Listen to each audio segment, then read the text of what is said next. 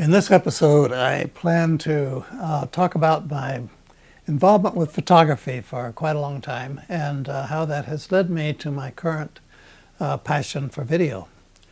I actually started with photography in high school, Lubbock High School, where I was able to become the student photographer for the weekly newspaper and the annual. For that, I used a camera called a Speed Graphic Press Camera, and it had the camera itself, and then it had the flash unit, and the flash unit used bulbs that were filled with magnesium. This thing was a pistol to use. I would go into a completely dark room and take these 4-inch by 5-inch sheets of film and load them into holders, one on each side of a holder, put a slide in front of it to protect it from the light, and then I would set out to take these photographs. And to take a photograph with that camera, I would put that holder into the back of the camera, pull the slide out so that the light could get to the film, focus the camera, get the people arranged so that they'd be in the frame, press the button, and the magnesium flash would go off and a picture was taken. I would then return the slide, pull the holder out, turn it over, and take another picture. That was the way I got introduced to photography.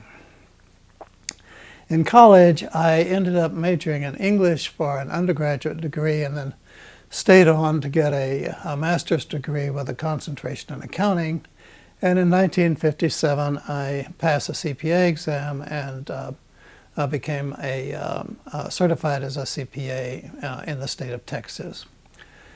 So what happened was that I put photography to the side for quite a few years and didn't really pick it up again until the late 70s and throughout the 80s, 1980s.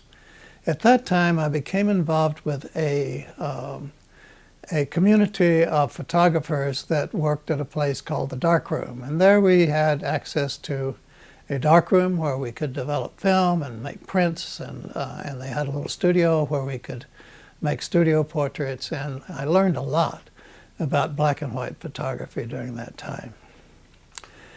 In 1990, approximately 1990, I was at a point of making a career change.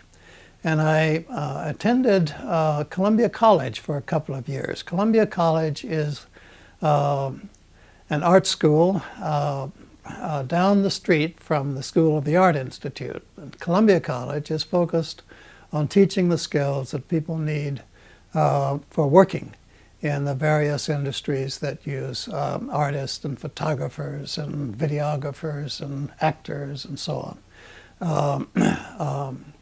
At that time, I really got into color film photography and actually did color printing in Columbia's color darkroom, and that was a big learning experience.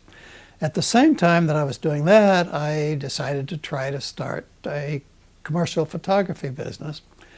But I ran out of money before I could get it self-supporting. And so toward the middle of the 1990s, I again put photography more to the back seat and didn't really get involved again until around 2001. Nikon had introduced their first digital camera in, I believe, 1999, and they upgraded it with a camera called the Nikon D1X. And I bought one of those cameras and fell in love with color digital photography. So I used that and a subsequent camera called the D300. And a couple of years ago, I bought their latest large sensor camera called the D800. Which is just a marvelous, marvelous camera that allows me to take very large images and very detailed and nuanced images. Well, early in 2015, I realized that that camera could take great video as well as still photography, photographs. And So I got interested in that and bought some accessories to work with it.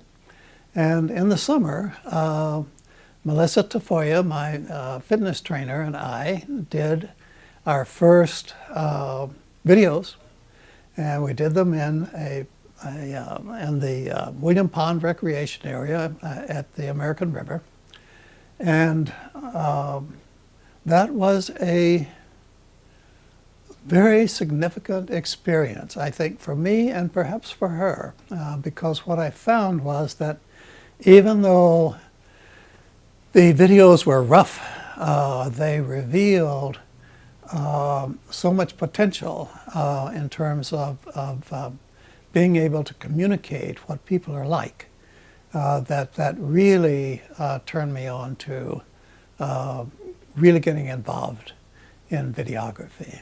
And so that's how video ended up becoming the core of my new business here.